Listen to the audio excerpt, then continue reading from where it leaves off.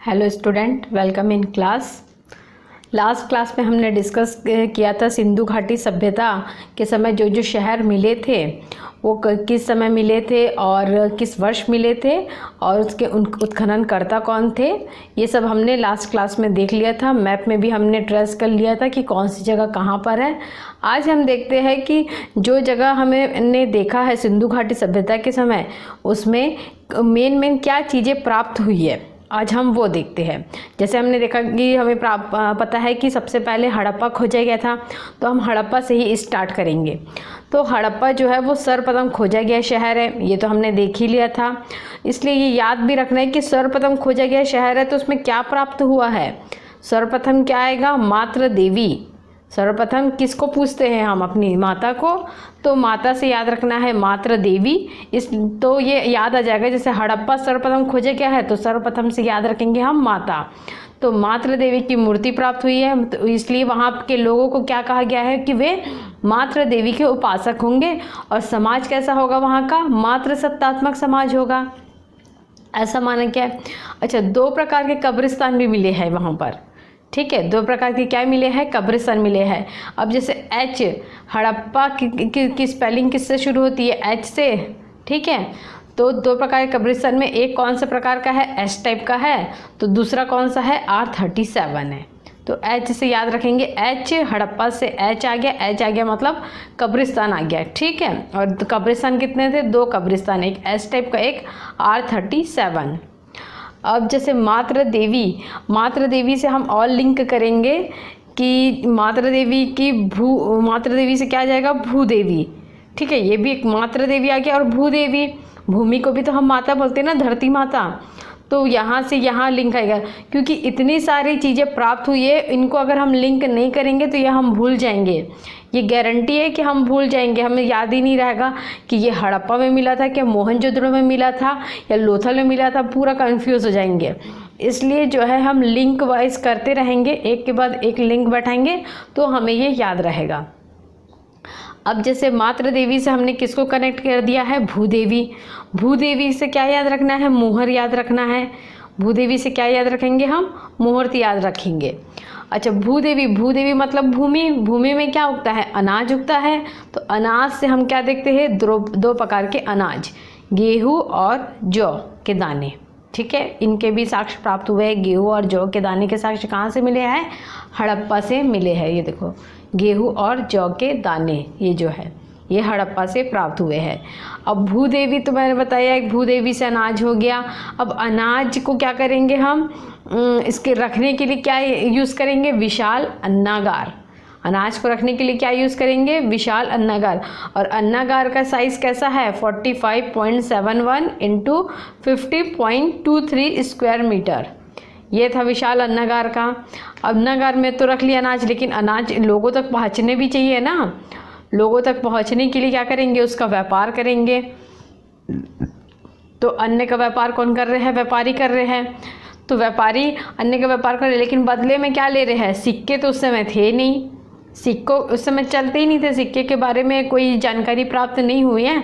तो इसलिए हम कह सकते हैं कि सिक्कों से वे अपरिचित थे, सिंधु घाटी की सभ्यता के लोग। तो उस समय क्या चलता था? वस्तु विनिमय के आधार पे होता था कि तुम हमें ये सामान दोगे, हम उसके बदले में दूसरा सामान देंगे तुमको। जैसे हमारे यूज़ का कोई सामान है तो हम ले लेंगे उन सामने वाले से, और जो सामने वाले के यूज़ वाला सामान है हम उनको दे देंगे। ऐसा क्या होता था? वस्तु विनिमय बैठा लेते थे। और कहीं कहीं पे क्या होता था कि वस्तु विनिमय का एक माध्यम बनाया गया था, निष्क। निष्क क्या होता था? ये गले में पहनने जाने वाला आभूषण होता था, ठीक है। तो ये यहाँ तक हमने देख लिया। अब हम क्या देखेंगे? स्त्री से रिलेटेड और क्या क्या आएगा? मातृ देवी आ गया, भूदेवी आ गया।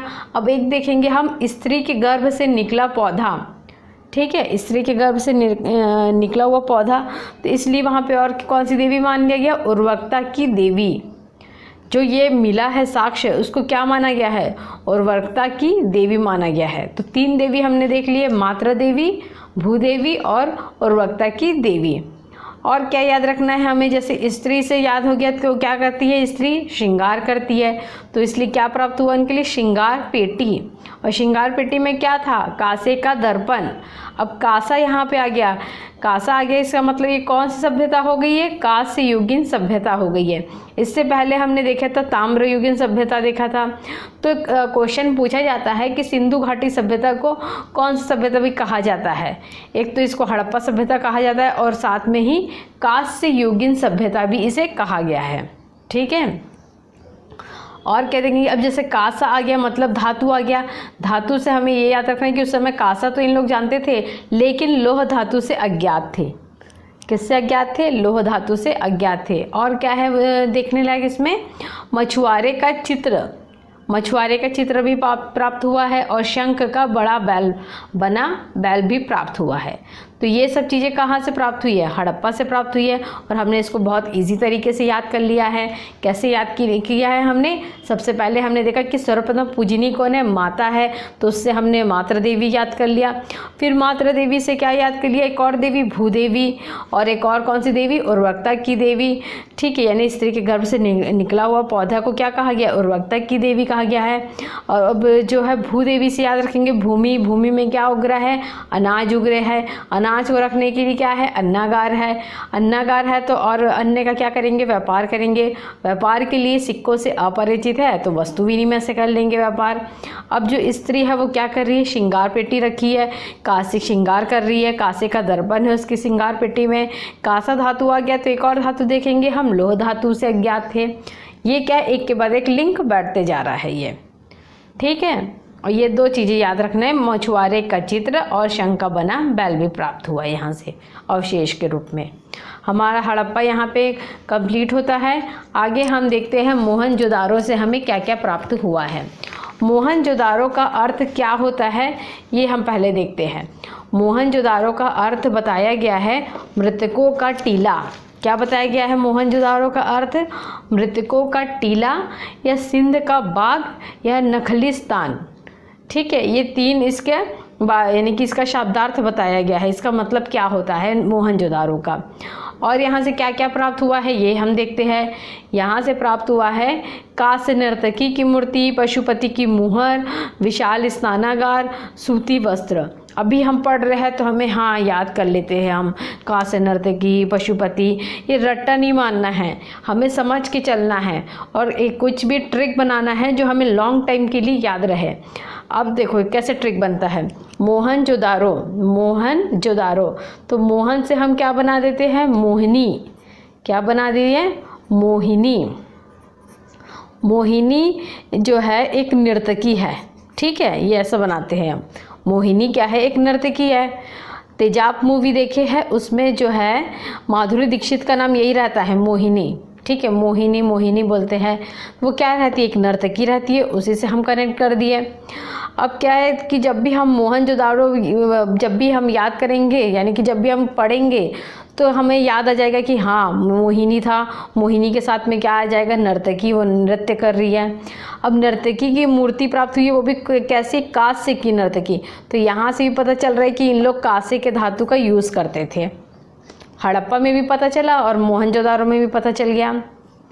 और क्या प्राप्त हुए, पशुपति की मुहर। अब क्या कर रहे हैं लोग, अब नर्तकी का तो नृत्य देखना है तो पैसे की ज़रूरत तो पड़ेगी। मुहर यानी क्या होते हैं, पैसे होते थे। तो ये मतलब पैसे मतलब कि एक मुहर चलती थी कि सिक्के के एक साइड में किसी का चित्र बना होगा, दूसरे साइड में किसी और का चित्र बना होगा, ऐसा उसको क्या कहा जाता था, मुहर कहा जाता था। तो उस मुहर में क्या बना हुआ था, देखो क्या बना हुआ था ये मैं बता रही हूँ। ये ऐसे क्या बोलते हैं, शेप में था, स्क्वायर शेप में, लेकिन एक साइड से कटा हुआ है। बीच में एक जानवर बना हुआ है, जानवर का सर है और इसका धड़ क्या है, मनुष्य का है। और ये जो मेन चित्र बना है उसके आसपास में और छोटे छोटे जानवरों के चित्र बने हुए हैं। तो ऐसा क्या मिली थी, वहाँ से मुहर मिली थी।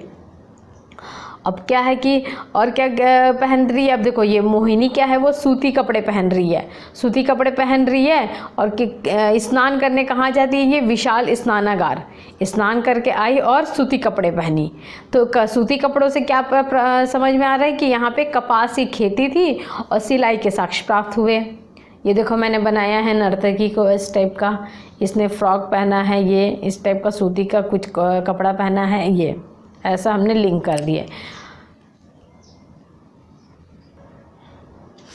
अब देखो ये स्नानागार है, हमारी मोहिनी जो है वो यहीं स्नान करने आ रही है, ये हमको इमेजिन करना है।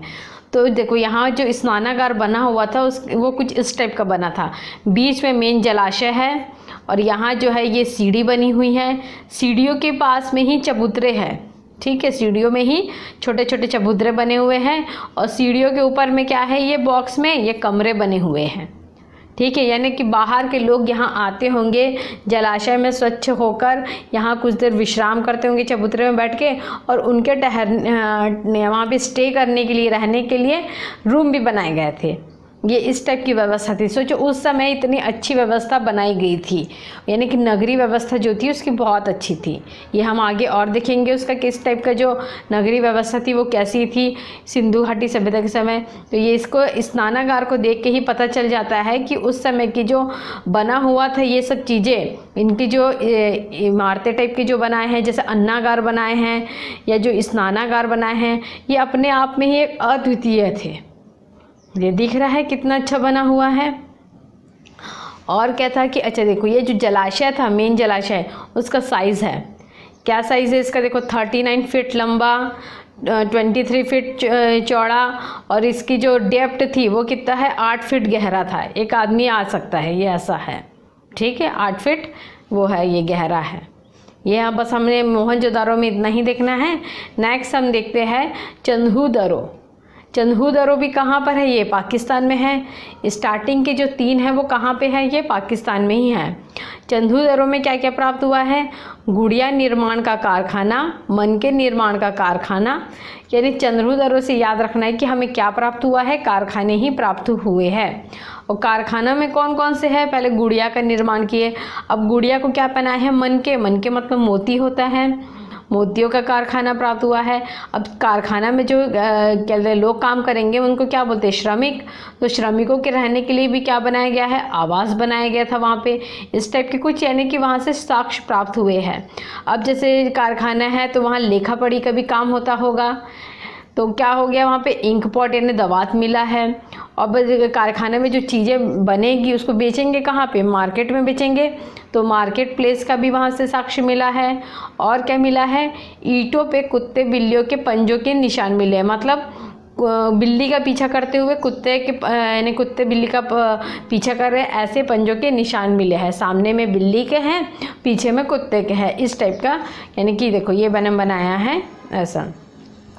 ये ईंट का साइज़ कैसा है, 4:2:1, ठीक है, या 1 2 3 4, 1 2 4 याद रख सकते हैं, 1 2 का 4 4 2 का 1, ये ऐसा याद रखना है ईंट का साइज़। ये हो गया हमारा चंदहूदरो। अब देखते हैं नेक्स्ट रंगपुर। रंगपुर के बारे में खासियत है कि यहाँ ये जो है भारत में खोजा गया प्रथम शहर है। रंगपुर जो है भारत में खोजा गया प्रथम शहर हो गया। और चावल और धान की भूसी के साक्ष्य कहाँ से प्राप्त हुए हैं, रंगपुर से प्राप्त हुए हैं। चावल, बाजरा, ज्वार की खेती करते थे यहाँ के लोग। जब साक्ष्य प्राप्त हुए तो इससे पता चलता है कि यहाँ के लोग कैसे, किस टाइप की खेती करते थे, कौन कौन से अनाज की, चावल, बाजरा और ज्वार की खेती करते थे। अच्छा, अब रोपड़ में देखते हैं। रोपड़ क्या है, ये जो है आधुनिक रूपनगर है, इसका नाम क्या है, आधुनिक नाम इसका रूपनगर है। और आज़ादी के बाद खोजा गया प्रथम शहर है ये भारत में खोजा गया प्रथम शहर था, तो रोपड़ जो है वो आज़ादी के बाद खोजा गया प्रथम शहर है। और रोपड़ में क्या देखने को मिला है कि वहाँ पे एक यानी कि इंसान के जो कब्र है उसी के पास में कुत्ता है, यानी दोनों को साथ में दफना दिया गया है, कुत्ते और कहते हैं मालिक को अपने उसके कुत्ते के साथ। तो कोई भी ऐसा यानी कि दृश्य देखिए क्या हुआ, रो पड़ा इतने बुरी तरह ऐसे कि यानी कि मालिक को कुत्ते के साथ दफना दिए, तो रो पड़ा मतलब रोपड़, तो रोपड़ से याद रख सकते हैं हम। यहाँ से मृदभांड, सेलखड़ी की मुहर, कुल्हाड़ी के साक्ष्य, ये भी कुछ देखने को मिले हैं यहाँ पे। मृदभांड मतलब वो मिट्टी के बर्तन। नेक्स्ट हमारा है कालीबंगा। कालीबंगा का मीनिंग तो हमने देख ही लिया था कि काले रंग की चूड़ियाँ होती है। अच्छा, अब काले रंग की चूड़ियाँ जो पहनी है लेडीज़, ठीक है, कहाँ है? कालीबंगा राजस्थान में। तो इमेजिन करना है हमें कि काले रंग की चूड़ियाँ पहनी है लेडीज़ ने, और वो कहाँ गई है? खेत में गई है। जूते हुए खेतों के साक्ष्य मिले हैं। अब वहाँ खेत में सपोज़ उसका हस्बैंड है, वो क्या चला रहा है? हल चला रहा है, तो हल के निशान भी मिले हैं। अब खेत के चारों ओर क्या है? ईंटें बने हुए हैं, बाउंड्री जैसा, तो अलंकृत ईंटें बने हुए हैं। और ईंटों यानी कि ईंटों के पास में ही, यानी किनारे में, जैसे खेत के किनारे में क्या बना हुआ है? हवन कुंड। यानी हमारी खेती अच्छी हो तो देवता को प्रसन्न करने के लिए क्या बना है? खेत में ही हवन कुंड। ये ऐसा यानी कि इमेजिन करते जाना है, एक के बाद एक चीज़ को लिंक बैठते जाएगा। और क्या प्राप्त हुआ है वहाँ पे? युगल कब्र, यानी कपल के कब्र मिला है वहाँ पर। तो ये सब कहाँ मिला है हमें? ये कालीबंगा में प्राप्त हुआ है। नेक्स्ट हम देखते हैं लोथल। अच्छा, लोथल क्यों फेमस है? लोथल मेन फेमस है बंदरगाह के लिए। इसी को बंदरगाह शहर कहा गया है, और जहाज़ों की गोदी या गोदीवाड़ा, डार्क यार्ड कहा गया है इसको। और लोथल को लघु हड़प्पा और लघु मोहनजोदारो भी कहा गया है। यहाँ से क्या होता था? समुद्री मार्गों से व्यापार किया जाता था। और कहाँ कहाँ व्यापार होते थे? मेसोपोटामिया, सुमेरिया, इजिप्ट, इन सब जगह पे क्या होते थे? यहाँ से व्यापार होते थे। अच्छा, और चावल के प्रथम साक्ष्य भी कहाँ से मिले हैं? लोथल से ही मिले हैं चावल के प्रथम साक्ष्य।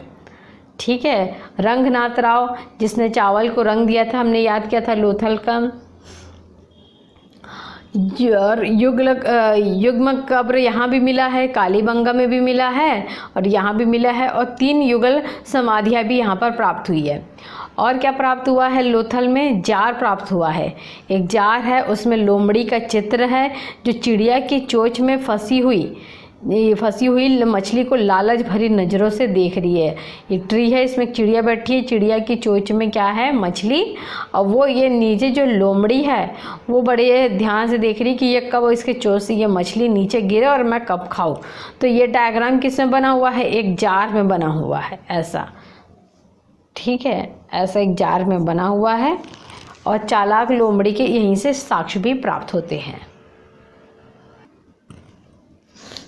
नेक्स्ट है हमारा सूत कोतड़ा। सूत कोतड़ा में किसके साक्ष्य मिले हैं? घोड़े के हड्डियों के साक्ष्य मिले हैं। सिर्फ एक याद रखना है, घोड़े के हड्डियों के साक्ष्य। बनावली से मेन क्या मिला है? मिट्टी के खिलौने, और वो भी कौन सा मिट्टी का खिलौना? हल। ठीक है, और जौ के साक्ष्य मिले हैं। ठीक, जौ के साक्ष्य प्राप्त हुए हैं बनावली से। दैमाबाद से क्या प्राप्त हुआ है? अच्छा, दैमाबाद जो है वो महाराष्ट्र में है, और सिंधु घाटी सभ्यता का सबसे ज़्यादा साउथ वाला शहर कौन सा है? साउथ में जो था वो कौन था? दैमाबाद ही था। तो साउथ में मेन क्या चलते थे? रथ मंदिर भी बहुत मिल जाएंगे साउथ में, तो इसलिए हमें याद रखना है साउथ से रथ के साक्ष्य मिले हैं, वो भी कॉपर का रथ। यहाँ भी देखो कॉपर का रथ प्राप्त हुआ है। रथ चलाते हुए मनुष्य, सांड, गैंडे की आकृति प्राप्त हुई है। ठीक है, और तस्तरी व प्याले के भी साक्ष्य मिले हैं दैमाबाद से। नेक्स्ट हमारा है धौलावीरा।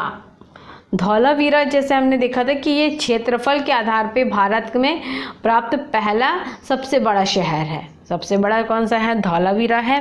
अब धौलावीरा में क्या मिला है? 3 दुर्ग में विभाजित किया गया था। धौलावीरा को 3 दुर्ग में विभाजित किया। पहले किला, मध्यनगर, निचला नगर।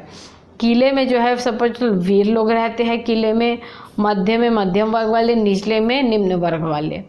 और यहाँ जल प्रबंधन की जो थी उत्तम व्यवस्था थी, यानी विशाल जलाशय भी था। और क्या था यहाँ पर? 10 बड़े आकार के चिन्ह मिले हैं। हड़प्पा लिपि में शिलालेख प्राप्त हुआ है। जैसे द्वार पे, ये द्वार जो है ये एंट्री गेट जो बनाते हैं ना वीरों के स्वागत के लिए, वो बना हुआ है। धौलावीरा से वीरों के स्वागत के लिए एंट्री गेट बना है। एंट्री गेट में कुछ कुछ लिखा है, ये हड़प्पा लिपि में लिखा हुआ है। ठीक है, और क्या है? नेक्स्ट मिला है, नेक्स्ट हमारा शहर है राखीगढ़ी। राखीगढ़ी जो है वो भारत में प्राप्त दूसरा सबसे बड़ा शहर है। तो हमने मेन शहरों को देख लिया है। अब हम नेक्स्ट क्लास में हम देखेंगे कि सिंधु घाटी सभ्यता में क्या क्या विशेषता है, वहाँ की सामाजिक स्थिति कैसी थी, आर्थिक स्थिति कैसी थी, धार्मिक स्थिति कैसी थी, ये हम नेक्स्ट क्लास में देखते हैं। मैं आपको पसंद आता है मेरा वीडियो तो आप लाइक कीजिए, सब्सक्राइब कीजिए, अपने फ्रेंड्स के साथ भी शेयर कीजिए। और मेरे नेक्स्ट वीडियो को अपडेट आने के लिए, जो भी वीडियो मेरा बन रहा है उसके अपडेट आप पाने के लिए क्या कीजिए कि जो बेल आइकन जो रहता है उसमें क्लिक कीजिए, जिससे आपको क्या है मेरा नोटिफिकेशन भी मिलते जाएगा। ठीक है, थैंक यू स्टूडेंट।